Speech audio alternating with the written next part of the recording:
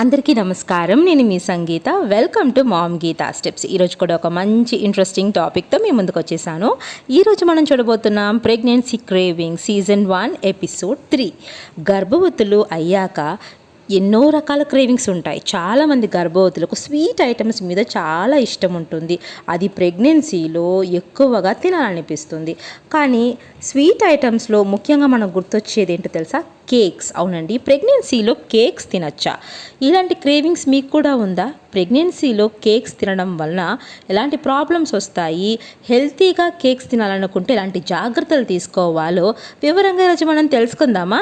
అంతకంటే ముందు ఒకవేళ మీరు కనుక మన ఛానల్ మొదటిసారి చూస్తూ ఉంటే తప్పకుండా మామ్ గీతా స్టెప్స్ని సబ్స్క్రైబ్ చేసుకోండి.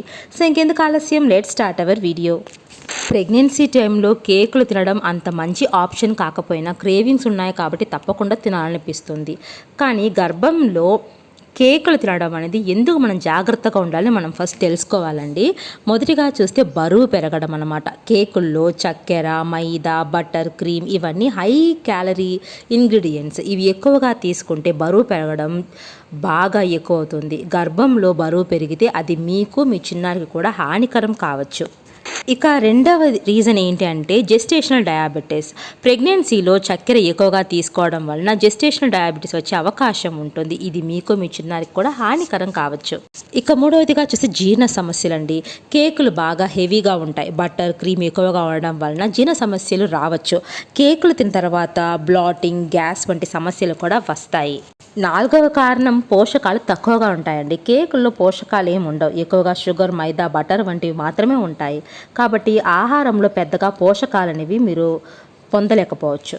అయితే ఈ కేకుల్ని ఆరోగ్యంగా ఎలా తినాలి, ఎలాంటి కేకులు ఆరోగ్యకరంగా ఉంటాయో చూసేద్దామా? మొదటిగా చూస్తే ఫ్రూట్ కేక్. కేకుల్లో ఫలాలు వేసుకుంటే బాగా ఆరోగ్యకరంగా ఉంటుంది. బనానా, యాపిల్, క్యారెట్ కేకులు చాలా మంచివి. ఫ్రూట్స్లో న్యాచురల్గా స్వీట్నెస్ అనేవి ఇవి ఇస్తాయండి. సో ఇలాంటి కేకులు అయితే చక్కని రుచిగా ఉంటాయి, మీకు హెల్తీ కూడా. ఇక రెండవదిగా చూస్తే హోల్ వీట్ ఫ్లోర్ ఉండే కేక్. మైదా కంటే హోల్ వీట్ ఫ్లోర్ వాడితే మంచిది. ఇది ఫైబర్ అధికంగా ఉండడం వలన జీర్ణక్రియను కూడా ఉపయోగకరంగా ఉంటుంది. మూడవదిగా తక్కువ షుగర్ వేసుకోండి. కేకుల్లో షుగర్ ఎక్కువగా పెట్టుకోకండి. తేనె లేదా జాగ్రీ వాడితే కేకులో షుగర్ తగ్గి న్యాచురల్గానే తీయగా ఉంటుంది. ఇక నెక్స్ట్ చూస్తే పెరుగు లేదా స్వీట్ యోగర్ట్లు వాడడం. బటర్, క్రీమ్ అనేది వాడకండి. దానికి బదులుగా స్వీట్ యోగర్ట్స్, పెరుగు లాంటివి దొరుకుతాయి. ఇవి క్రీమీ టెక్స్చర్లో ఉంటాయి, మీ ఆరోగ్యానికి కూడా మంచిది.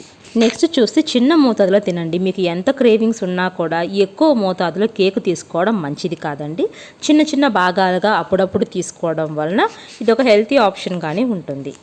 కేకులు తినేటప్పుడు ఈ టిప్స్ తప్పకుండా మీరు వాడండి.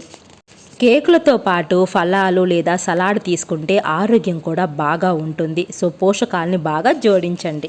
నెక్స్ట్ చూస్తే ఒక్కసారి కేకు, తర్వాత ఫ్రూట్స్.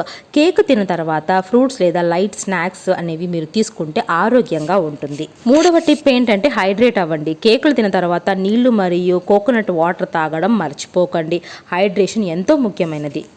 సో ప్రెగ్నెన్సీ క్రేవింగ్స్ మనం ఆపలేం కాబట్టి కేకుల క్రేవింగ్స్ కనుక మీకు వస్తే ఒక చిన్న ముక్క మాత్రమే తినండి. హోమ్ మేడ్ కేకులు చేసి ఫ్రూట్స్, హోల్ వీట్ ఫ్లోర్, తక్కువ షుగర్ వాడితే చాలా ఆరోగ్యకరంగా ఉంటుంది. ప్రతిసారి కేకులు ఎక్కువగా తినడం వలన వెయిట్ గెయిన్, హెల్త్ ఇష్యూస్ అనేవి వస్తాయి. ఇది మీకు మీ చిన్నారికి మంచిది కాదు. కాబట్టి కేకులను ఆరోగ్యంగా తయారు చేసుకొని హెల్తీగా తినండి. ఐ హోప్ ఈ వీడియో మీకు యూస్ఫుల్గా ఉందనుకుంటున్నాను. మరి ఒక ప్రెగ్నెన్సీ క్రేవింగ్ వీడియోతో మీ ముందుకు వచ్చేస్తాను. అంతవరకు సెలవు. Thank you so much for watching.